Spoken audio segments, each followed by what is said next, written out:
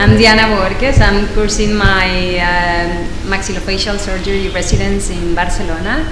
I come from Colombia, and I was looking for a place to go and see cleft lip surgery and maybe do some volunteering.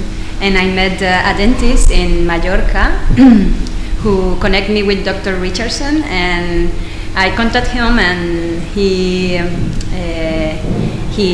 accepted me to come, and I'll be here for 3 weeks looking and helping in all the things I can. And well, we are about to start our first surgery, and well, we will. It's a bilateral cleft lip and palate 3 months baby, and well, I'm very excited to be here and